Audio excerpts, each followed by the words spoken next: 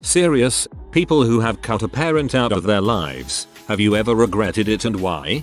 I don't regret my decision. I regret the situation beyond my control. I had a father who was both the best dad and the worst, like Jekyll and Hyde. He was an amazing provider and funny and fun, but he could also turn and be abusive and mean and terrible. His alcoholism grew over time and worsened the situation, and made for a very unstable childhood.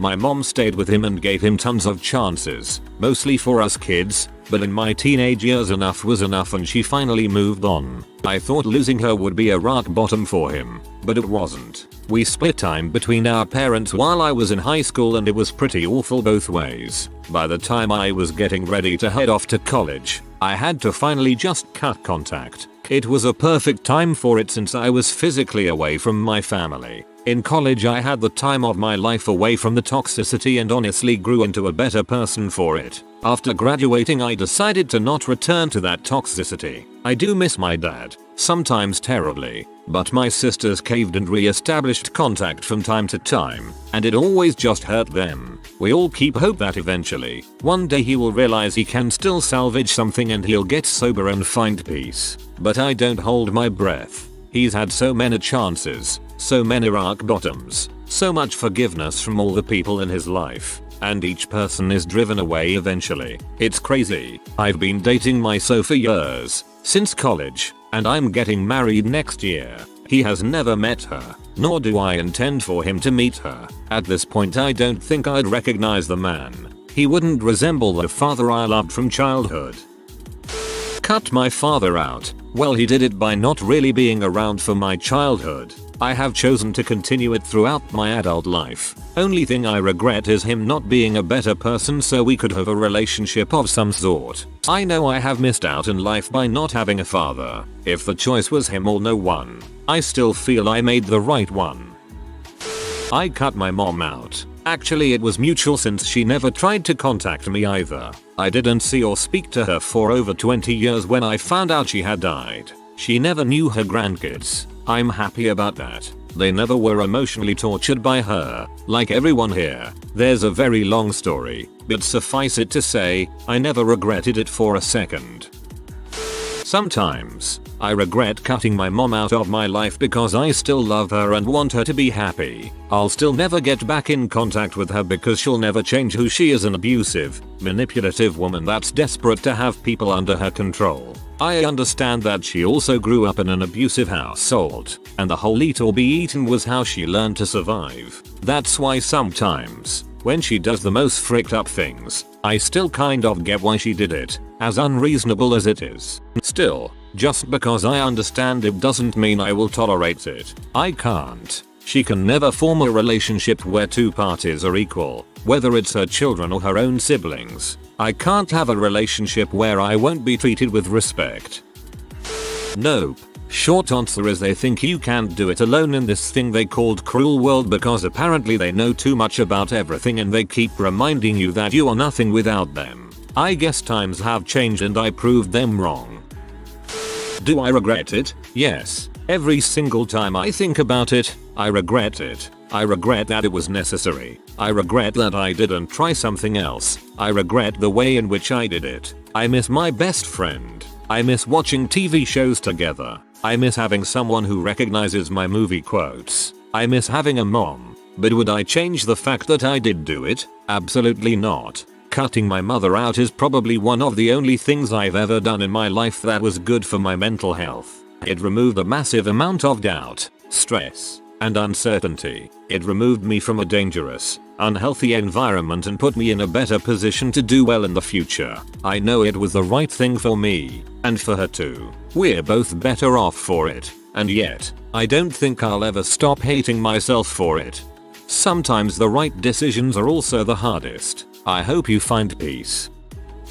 My only regret is the occasional times I have to talk to them again. My mother is a narcissist. She would sell anyone out for $1. Cut my birth mother out of my life and I don't regret it one bit. She was verbally and mentally abusive, though she did threaten me with physical violence on multiple occasions. The earliest memory I have of her was when I was maybe 5. We were living with her parents and they were gone for the night. I didn't want her. I wanted my grandmother who had basically been raising me. I was tired and throwing a tantrum like most toddlers do at one point or another. She just sat in the living room and ignored me until she finally snapped. She chased me into my room screaming and red-faced. I climbed up into the top bunk of my bed and over into the corner as she grabbed the frame of the wooden bed and shook the heck out of it, all while screaming horrifying things at me. She ended up ripping the board off the side of the top bunk and leaving. I sat up there crying for I don't know how long, before I climbed down, put on my shoes and went over to a friend of the family who lived up the road, all by myself, in the dark. I stayed there until my grandparents took me home. At 12 I ended up moving back in with my grandparents when she threatened to kill me, and at 16 I was emancipated and ended up moving in with my best friend whose parents adopted me as their own. I have practically zero contact with my blood relatives at this point, unless I bump into them in public, to which I say hi and move on. My mom is the textbook definition of narcissistic personality disorder, and the subreddits here regarding the subject have saved my life. After years of just putting up with her abuse because it was easier to go along with it than to stand up to her, she went just a bit too far. She dramatically decided not to attend my wedding because I invited my sister, who she was fighting with at the time. She tried to get me to say she wasn't invited so that she could be the victim. But for the first time, I wasn't freaking having it. Haven't spoken to her since. She's tried to have mutuals convince me to talk to her, and probably tells everyone how evil and cruel I am to not invite her to my wedding. But I no longer have the capacity to give a crap. That was 2015. And with lots of therapy I've basically had to rebuild my mental state from the ground up. Still struggle with it, but it's so much better. I'm finally healing. If you're having trouble going no contact, this phrase helped me so much. You can't heal in the same environment that made you sick.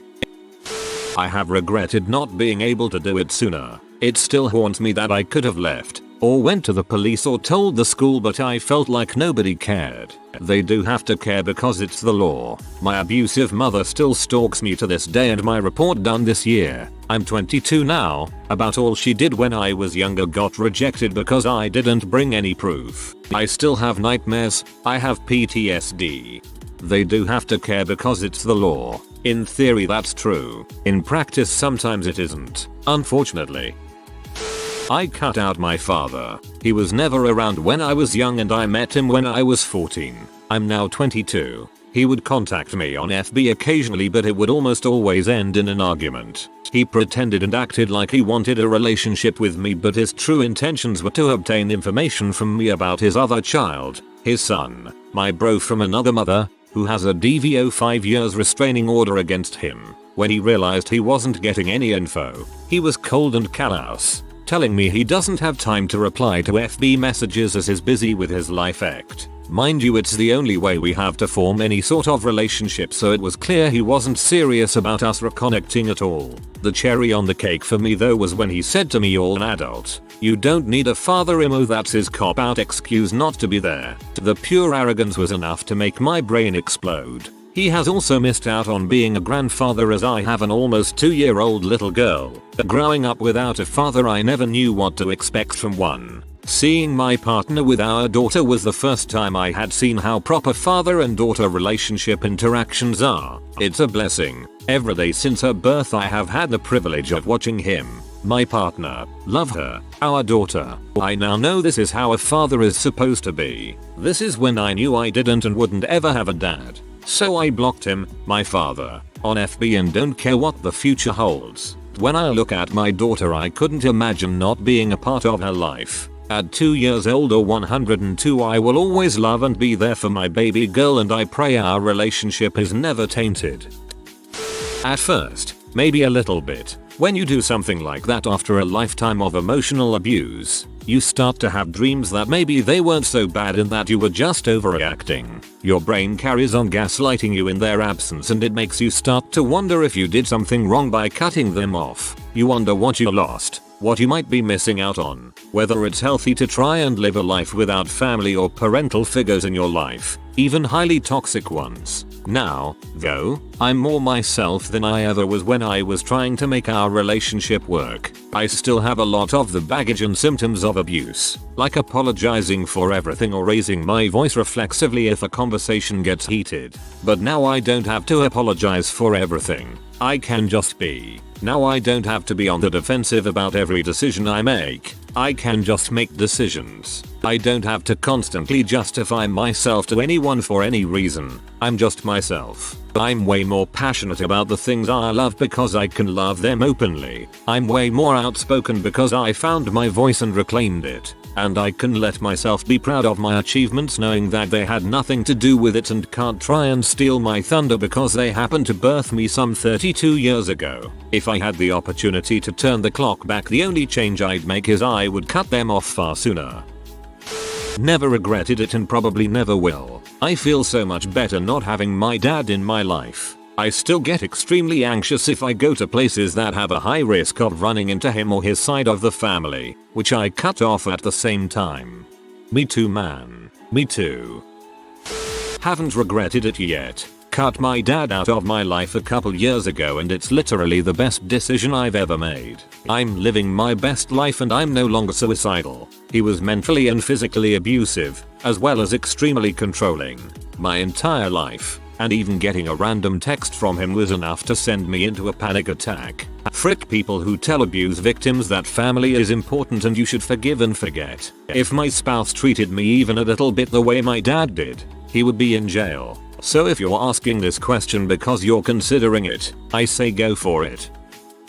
Father, I almost don't know that guy, so not a bit. Mother, her alcoholism is far beyond what I can help without destroying myself too. So it depends. My life is definitely better, but did I have the right to have my own life and not sacrifice it for her? I ask that myself from time to time, but mostly, no, I do not regret it. Geez, it's like reading a teaser to my relationship with both of my parents. Father never was there, and my mom too busy to care drinking. After I cut them both out, I finally feel I have control over my life and stopped caring over things I can't fix. The only thing I don't like is that my son is growing up without his grandparents. From time to time regret pops up.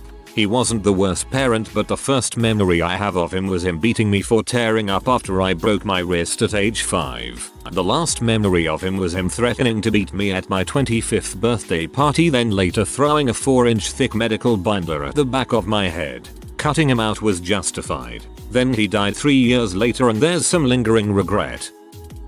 I cut both of my parents and my brother out of my life after the death of my first child. I don't regret it. I do feel sad about it, as is normal. I get angry about it still even years later, and that's natural. I have had attempts from each of them to reach out to me, but I also know I am the black sheep blamed for my family tearing itself apart. But I had to survive. My brother didn't even show up to the funeral and Facebook auto check-in told me exactly where he was. As for my parents, cornering one of my friends at the wake and yelling at her because they were not involved enough in the funeral is just one of many things. I can still remember the moment at the funeral where they took my son's casket out after the service. I lost it, just completely broke down in front of everyone.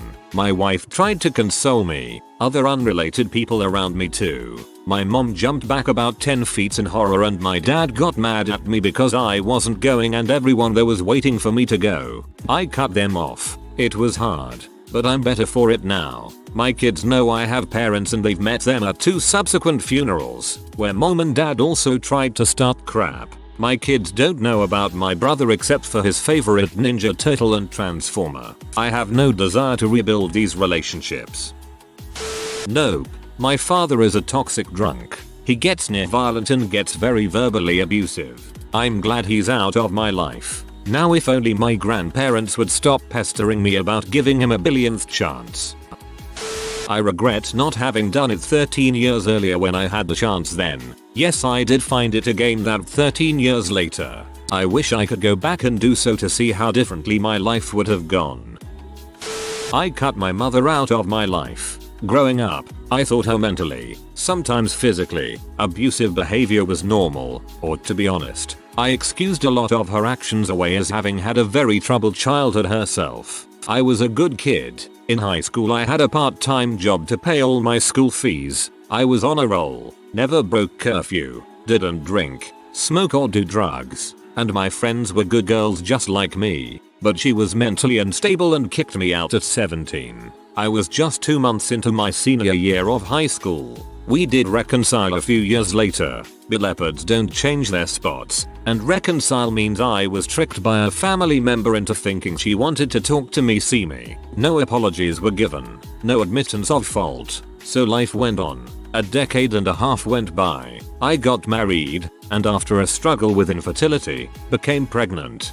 Baby was born 1/2 weeks early, but okay. We got through the first year of new parenthood and wanted to throw a party for our daughter's first birthday. Well, the crap had been brewing and she tried with all her might to tear all her kids apart from each other. Balls ensued, and before I knew it, I was getting calls saying she would not come to the party if my brother, her firstborn, was there. The black sheep, who is, you know, a doctor. So instead of spending my energy on the first party I was ever throwing, I had to deal with Bull's family drama, and she ended up not coming to her first granddaughter's first birthday. She missed my high school graduation, my brother's graduation from medical school, same brother's wedding reception, he eloped, and my daughter's first birthday, all for petty butt reasons. She tried so hard to fracture the family, and she succeeded. She died 7 years after I went NC. When I found out she was sick, I made 3 attempts to see her.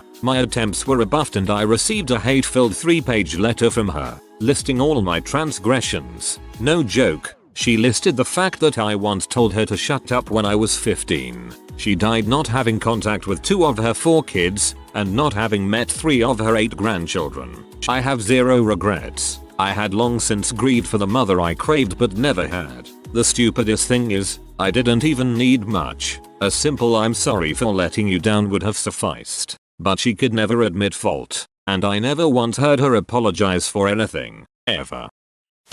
For me personally, no, I do not regret it. I cut my mother out of my life. She was, and still is, a truly dangerous, psychotic, cruel and awful human being. My younger sister, however, continues to struggle with it. She asks me a lot of questions about why and how I came to that decision. She keeps trying to connect with our mother, and gets met with heartbreak and disappointment every single time. My sister initially didn't fully want to believe me when I made that decision. She's only now starting to see exactly how awful our mother truly is. It's equal parts cathartic and completely heartbreaking for me to watch. I think that's my biggest regret, that I didn't step in enough and prepare my sister for dealing with the horror that is our mother.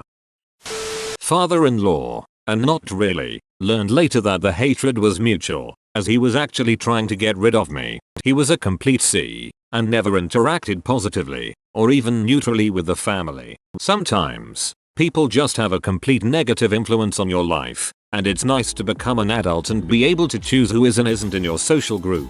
He died a couple years afterwards, and I didn't attend the funeral. I didn't wish him any particular ill will, but if I can do him a wrong turn, I will, but in a psychologically healthy, non-obsessed way. OFC. I cut my dad out of my life. When my parents divorced when I was 8, he lied and manipulated me to the point where I deeply despised my mother for absolutely no reason other than naivete. He approached my bedroom door with a gun to his head, threatening to kill himself in front of me. When I started to cry and freak out, he laughed at me and said it was just a joke. I'm now traumatized around guns. He was horrible, emotionally abusive. When my grandmother died, her funeral was the day I was at his house. I had to go to that funeral. I loved her, but he had the audacity to offer me $200 to not go and then go on to yell at me for being weak and wanting to go to a funeral. When my best friend since childhood commits suicide, he called me worthless for crying. Freshman year of school, I finally came to my senses and realized the horrible one was my dad and not my mom. My mom and I now have an amazing relationship, and I officially haven't spoken to my dad in a year. Went LC with both of my parents for a bunch of reasons. Mostly it's that they had this concept of me as a weak person who had lost all of her potential and would never get her life together. No matter what I did, I couldn't earn their respect, and at the same time I couldn't live with being treated as a frick up. I'm not a frick up. I'm a good person and a good wife, and I have something to contribute. But I was a difficult child and teenager, and they refused to reassess the way they thought about me. Do I regret it? I regret that it has to be this way. But I tried and tried for so many years, and eventually I just couldn't do it anymore. My mom was my best friend. But what good is a best friend if they make you feel like crap about yourself all the time? I think the biggest mistake that good parents make is having a fixed idea of who their child is before that child is grown. People change so much throughout the first 30 years of life. You need to have a flexible concept of who that person is. My sperm donor is your typical deadbeat butthole. He didn't show up until I was 12. Found out way later that it was his brother who put him up to it, so his brother basically forced him to be a man and own up to his actions. Still waiting for that to happen. He never spent a cent on me, just expected his wife, my stepmom and the real parent, to take care of it, but would claim credit for doing it. And whenever I did visit, it was mostly just to clean his house, babysit my sisters, which I didn't really mind, and parade me around like a trophy for his side of the family, who just saw me as the bastard, like we were all so happy and perfect. The last straw was when my own sister told me about a conversation from his own mouth about how glad he was that my mom can't go after him for child support anymore now that I was of age. Funny how he never bothered to learn my age before then, or after for that matter, but as soon as it's tied to him not paying any more money, he's all knowing AF. The cherry on top is when he told her that apparently the reason I didn't have a father for those first 12 years of my life is because my mother was controlling and smoked weed. Newsflash. Butthole. Not wanting to entertain your bulls, like sleeping with other women, is called standing up for herself. Just because she wasn't trying to one-up some other bee who was clearly trying to buy your affections doesn't make her anything but a smart butt woman, and makes you a mooching butt piece of dog shit. The part about her smoking weed is hilarious and pathetic, in part because he failed to mention that he was the one who brought the weed to her house, rolled it up right in front of her, and they smoked together. But sure, blame it all on her to make yourself look better. BTW, my mother told me all of this because she wasn't ashamed. She just couldn't believe he would lie like that. I brought this all up to him when he called himself trying to reconcile with me, and he of course deflected, but wouldn't outright deny it. So I told him when he was ready to fess up in front of his daughters, his wife and my mother, and admit that he is a lying, useless sperm donor, I would never talk to him again. He tried defying me by just showing up to my house and yelling my name, and after letting his dumb ass stand there like a freaking moron for about 20 minutes in the hot sun, I called his wife and informed her that if he didn't leave, I would call the cops on him, and would do so if he ever showed up again, unless he was willing to accept my terms. To this day, I have not seen or heard anything from him, and I hope it stays that way. At this point, the man could die, and I would not give a frick in the slightest. I do miss my stepmom and my baby sister though. My dad is a retired cop with confirmed mental illness. As a kid I saw him freak out and do crazy stuff I knew was wrong when I was 5 years old. He hit my teenage cousin and got kicked out of my aunt's home. On my 13th birthday I said frick off to a kid who told my dad. My dad beat the crap out of me at a busy campground and adults just stood and watched. Not one person tried to stop him. Then the police showed up, said if my dad goes I go because my stepmom didn't want me there. About 10 years ago my mom was selling a house for me. She forged my name on some documents and they sent her the proceeds for around $90,000 she cashed. I didn't report the money because I was told my mom didn't get a commission from the sale and she did me a favor selling it. I was upside down. I got a $130,000 tax lien filed against me and all the notices were being sent to my mom's old home address. I don't talk to either of my parents. My life seems like a freaking mess. Everything goes wrong all the time. My parents are doing great. My sister already asked they leave her and her kids everything when they die since I chose not to be part of the family. Yeah, my dad. Is so emotionally stunted that he would go months without calling back only to be rage drunk when he would. I cut him off for a year, told him I was, and told his wife. A year later a sober and meek father came and hugged me. Sucked, but he got the point. you are new to the channel, you can subscribe. I publish new videos every day. Until then, check another video.